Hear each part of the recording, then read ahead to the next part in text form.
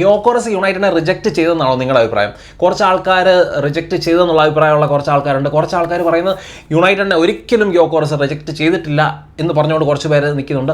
എന്നെ സംബന്ധിച്ച് അവരുടെ ഒരു മെയിൻ മോട്ടീവ് അല്ലെങ്കിൽ അവരുടെ ഒരു പ്രശ്നം എന്താണെന്ന് വെച്ച് കഴിഞ്ഞാൽ അവർക്ക് അക്സെപ്റ്റ് ചെയ്യാൻ കുറച്ച് ബുദ്ധിമുട്ടുണ്ട്. യുണൈറ്റഡിനെ റിജക്റ്റ് ചെയ്തു, അല്ലെങ്കിൽ നമ്മൾ ഇത്രയും സ്നേഹിക്കുന്ന നമ്മുടെ ക്ലബിനെ, അല്ലെങ്കിൽ ഇത്രയും വലിയൊരു എന്നാ പറയുന്നത് ഒരു ഗ്ലോബൽ ഫിനോമിനൻ എന്നൊക്കെ പറയാവുന്ന തരത്തിലുള്ള ഒരു ക്ലബ്ബാണ് യുണൈറ്റഡ്. അങ്ങനത്തെ ഒരു ക്ലബിനെ റിജക്റ്റ് ചെയ്തെന്ന് പലർക്കും വിശ്വസിക്കാൻ പോലും കഴിയുന്നില്ല.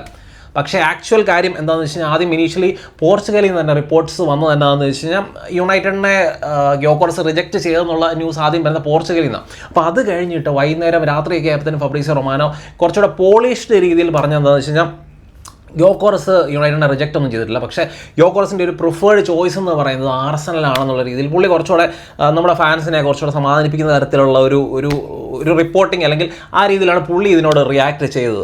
പക്ഷേ എന്നെ സംബന്ധിച്ച് നമ്മളും ആർസണലുമാണ് പുള്ളിയുടെ പുറകെ, അല്ലെങ്കിൽ പുള്ളിയെ സൈൻ ചെയ്യാൻ വേണ്ടി പുള്ളിയുടെ പുറകെ ചെന്നത്. അപ്പോൾ ആ സമയത്ത് ആർസണലാണ് പുള്ളിയുടെ പ്രയോറിറ്റി എന്ന് പറയുന്നതിനർത്ഥം യുണൈറ്റഡിലോട് എനിക്ക് പോകാൻ താല്പര്യമില്ല എന്ന് തന്നെയാണ്. നമ്മൾ സെക്കൻഡ് അല്ലെങ്കിൽ തേർഡ് ചോയ്സ് തന്നെയാണ്. അപ്പോൾ നമ്മളെ റിജക്റ്റ് ചെയ്തു എന്നുള്ളത് നമ്മൾ കുറച്ചുകൂടെ അക്സെപ്റ്റ് ചെയ്യണം. അപ്പോൾ അതിനുള്ള ഇപ്പോൾ അക്സെപ്റ്റ് ചെയ്യേണ്ടതിനുള്ള മെയിൻ കാരണം എന്ന് പറയുന്നത് നമ്മുടെ ഇപ്പോഴത്തെ അവസ്ഥ, നമ്മുടെ ക്ലബിൻ്റെ ഇപ്പോഴത്തെ അവസ്ഥയാണ്. നമ്മുടെ ക്ലബിൻ്റെ ഇപ്പോഴത്തെ അവസ്ഥ നിങ്ങൾക്ക് എല്ലാവർക്കും അറിയാം.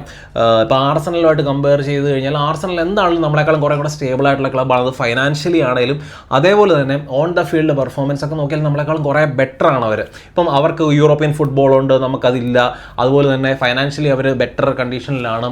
പിന്നെ നമ്മൾ നോക്കുകയാണെങ്കിൽ അവരുടെ കോച്ച് ഇപ്പം വർഷങ്ങളായിട്ട് അവരുടെ ക്ലബ്ബിൽ സ്റ്റേ ചെയ്ത് ആ ക്ലബ്ബിൽ ഒരു പ്രത്യേക സ്റ്റൈൽ ഓഫ് ഫുട്ബോൾ കൊണ്ടുവരാനും ഇപ്പോൾ അവർ കപ്പുകൾ എല്ലാ സീസണും അടിക്കുന്നില്ലെങ്കിലും പക്ഷേ അവർ ആ ടോപ്പ് 4 അല്ലെങ്കിൽ ആ ഒരു ടൈറ്റിൽ കണ്ടൻഡേഴ്സ് എന്നുള്ള രീതിയിൽ എല്ലാവരും അവരെ കാണുന്നുണ്ട്. എല്ലാ യൂറോപ്യൻ ക്ലബ്സും കുറച്ച് പേടിയോടെ തന്നെയാണ് ആർസണലിന് മുന്നിൽ കളിക്കാൻ വേണ്ടി വരുന്നത്. അപ്പോൾ അവർ കപ്പടിക്കുന്നില്ല എന്നുള്ളത് വേറെ കാര്യമാണ്. പക്ഷേ നമ്മൾ അത് വെച്ചിട്ട് പറഞ്ഞിട്ട് കാര്യമില്ല. നമ്മളുമായിട്ട് കമ്പയർ ചെയ്യുമ്പോൾ എന്താണെങ്കിലും ആർസണലാണ് കുറേയും കൂടെ ബെറ്റർ പൊസിഷനിൽ ഉള്ളത്. അത് നമ്മൾ മനസ്സുകൊണ്ട് നമ്മൾ അക്സെപ്റ്റ് ചെയ്ത് കഴിഞ്ഞാൽ തീരാവുന്ന പ്രശ്നമൊക്കെ ഉള്ളൂ എന്നാണ് എൻ്റെ ഒരു അഭിപ്രായം. അപ്പോൾ ഈ രീതിയിലുള്ള ന്യൂസുകളൊക്കെ വന്നെങ്കിലും ഈ പോർച്ചുഗലിൽ നിന്നുള്ള ഈ ഒരു സെയിം മീഡിയ റിപ്പോർട്ട് കഴിഞ്ഞ ദിവസം റിപ്പോർട്ട് ചെയ്തത് എന്താണെന്ന് വെച്ച് കഴിഞ്ഞാൽ ഗ്യോക്കോറസിൻ്റെ ഡീലുമായിട്ട് ആർസണലിൽ മുന്നോട്ട് പോകത്തില്ല. കാരണം ഗ്യോക്കോറസിൻ്റെ ഡീല് ഭയങ്കര കോസ്റ്റ്ലിയാണ്. 67 മില്യൺ പൗണ്ട്സ് ഒന്നും സ്പെൻഡ് ചെയ്യാൻ ആർസണലിന് തയ്യാറല്ല. പ്രത്യേകിച്ച് ഗ്യോക്കോറസിൻ്റെ മുകളിൽ അത്രയും കാശ് സ്പെൻഡ് ചെയ്യാൻ തയ്യാറല്ല. അതുകൊണ്ട് തന്നെ അവർ ബെഞ്ചമിൻ സെസ്കോയുടെ പുറകെ തന്നെ പോകും.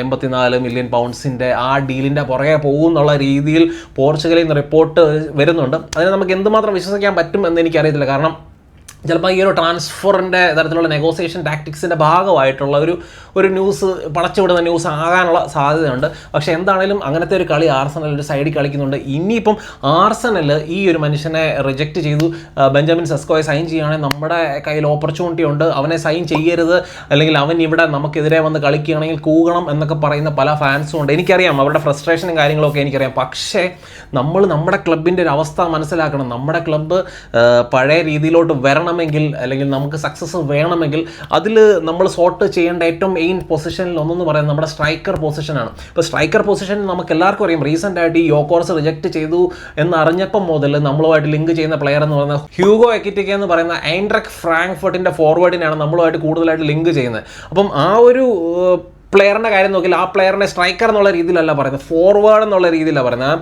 ആ ഒരു ഫ്രണ്ട് 3 പൊസിഷനിൽ ഏത് പൊസിഷനിലും കളിക്കാൻ പറ്റുന്ന ഒരു പ്ലെയറാണ് പുള്ളി കൂടുതൽ ഒരു ഇൻസൈഡ് ഫോർവേഡ് ആ രീതി. ആ നമ്പർ 10 നമുക്ക് കുണിയോ അല്ലെങ്കിൽ എംബ്യൂമോയൊക്കെ കൊണ്ടുവരാൻ വേണ്ടി നമ്മൾ ശ്രമിക്കുന്ന ആ പൊസിഷൻസിലൊക്കെ കുറേ കൂടെ സൂട്ട് ചെയ്യുന്ന പ്ലെയറാണ്. ഈവൻ സ്ട്രൈക്കറായിട്ട് വേണമെങ്കിലും കളിപ്പിക്കുന്നതിന് യാതൊരു പ്രശ്നമില്ല.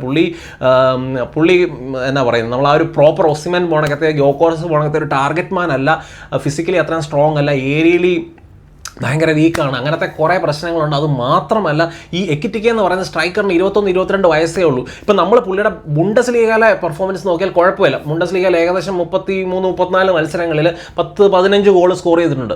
ബുണ്ടസ്ലീഗയിലെ നമുക്ക് ആ സ്കോറിങ് വെച്ചുകൊണ്ട് ഒരിക്കലും നമുക്ക് പ്രീമിയർ ലീഗിൽ സക്സസ് ആകുമെന്ന് ഒരിക്കലും പറയാൻ വേണ്ടി പറ്റത്തില്ല. പക്ഷേ ഇപ്പം നമ്മൾ യൂറോപ്പ ലീഗിലെ ഈ ഒരു ഹ്യൂഗോ എക്കിറ്റിക്കയുടെ പെർഫോമൻസ് നോക്കിയാൽ ഏകദേശം 12 മാച്ചസിൽ 4 ഗോളാണ് പുള്ളി നേടിയിട്ടുള്ളത്. അപ്പം എനിക്ക് കുറേ കൂടി ഈ ഒരു യൂറോപ്പ ലീഗിലെ പെർഫോമൻസിനെ ഹൈലൈറ്റ് ചെയ്യാനാണ് എനിക്ക് താല്പര്യം.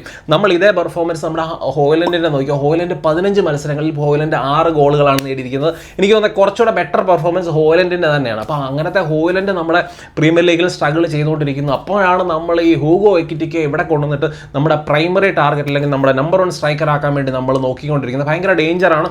ഇതിലും ഭേദം ഹോയിലൻഡിനെ നമ്മുടെ നമ്പർ 2 ആയിട്ട് നിർത്തിക്കൊണ്ട് ഗ്യോക്കോറസോ ഓസിമനോ അങ്ങനത്തെ എക്സ്പീരിയൻസ്ഡ് ആയിട്ടുള്ള സ്ട്രൈക്കർ കൊണ്ടുവരിക, അല്ലെങ്കിൽ പ്രീമിയർ ലീഗ് പ്രൂവൺ ആയിട്ടുള്ള മെറ്റേറ്റ ബോണക്കത്തെയോ അല്ലെങ്കിൽ വാട്കിൻസ് ബോണക്കത്തെയോ അവരൊന്നും അത്ര പ്രൊലിഫിക് അല്ലേ പോലും എനിക്ക് തോന്നുന്നത് എക്കിറ്റിക്കെ കൊണ്ടുവരുന്നതിനേക്കാളും റിസ്ക് കുറവായിരിക്കും അങ്ങനത്തെ സ്ട്രൈക്കേഴ്സിനെ കൊണ്ടുവരാൻ വേണ്ടി ശ്രമിക്കുന്നത് എന്നാണ് എൻ്റെ ഒരു അഭിപ്രായം. പിന്നെ പ്രൈസിൻ്റെ കാര്യം നോക്കിയാലും 100 മില്യൺ യൂറോസാണ് എക്കിറ്റിക്കയുടെ പ്രൈസ്.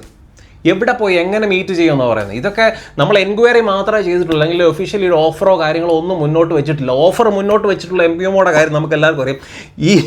ഈ വിക്ടർ ഗ്യോക്കോറസിൻ്റെ റിജക്ഷൻ വന്നപ്പോൾ മുതൽ എംബിയുമോയും യുണൈറ്റഡിനെ റിജക്റ്റ് ചെയ്തു എന്നുള്ള രീതിയിൽ ന്യൂസുകൾ പടച്ചു വിടുന്ന കുറേ മീഡിയാസ് ഇറങ്ങി തിരിച്ചിട്ടുണ്ട്. അപ്പോൾ അങ്ങനത്തെ ന്യൂസുകൾ കൂടുതലും ബ്രെൻഫോർഡിനെ ഹെൽപ്പ് ചെയ്യുന്ന ന്യൂസുകളാണ്. കാരണം ബ്രെൻഫോർഡിനെ സംബന്ധിച്ച് അവർക്ക് കുറച്ചുകൂടെ ആ ഒരു വാല്യുവേഷൻ, ബ്രെൻഫോർഡിൻ്റെ വാല്യുവേഷനെ മീറ്റ് ചെയ്യാൻ ഇങ്ങനത്തെ ന്യൂസുകൾ എന്താണെങ്കിലും ഹെൽപ്പ് ചെയ്യും.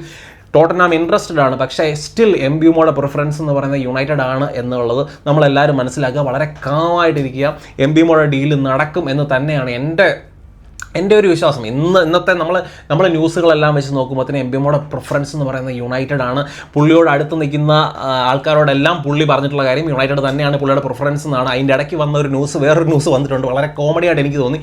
ആന്ദ്രേ ഒനാന നമ്മുടെ എംബിയുമോയെ കൺവിൻസ് ചെയ്ത് ഇങ്ങോട്ട് കൊണ്ടുവരാൻ വേണ്ടി ശ്രമിക്കുന്നു എന്ന് പറയുന്നുണ്ട്. ആന്ദ്രേ ഒനാനയുടെ യുണൈറ്റഡിലെ പൊസിഷൻ ഭയങ്കര അൺസർട്ടനിറ്റിയുടെ വക്കിൽ നിൽക്കുകയാണ്. പുള്ളി അടുത്ത സീസണിൽ കാണുമോ ഇല്ലയോ എന്നുള്ള കാര്യത്തിൽ പുള്ളിക്ക് തന്നെ അറിയത്തില്ല.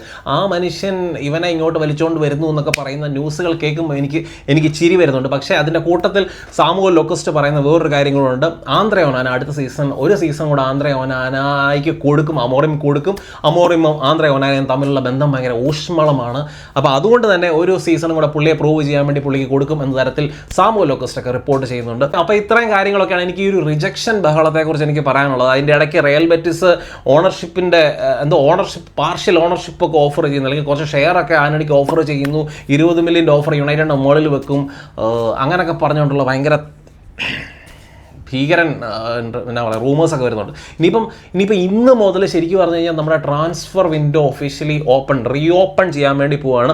ഇന്ന് 16-ാം തീയതി ജൂൺ മുതൽ സെപ്റ്റംബർ 1-ാം തീയതി വരെ ഓപ്പൺ ആയിരിക്കും. ഇതിനിടയ്ക്ക് നമുക്കിനിയും റൂമറുകളുടെയും ഹീർവിഗോയുടെയും സൈനിങ്സിൻ്റെയും ഒക്കെ ബഹളമായിരിക്കും ഇനിയും വരാൻ വേണ്ടി വന്നത്. ഭയങ്കര crazy transfer window starts now.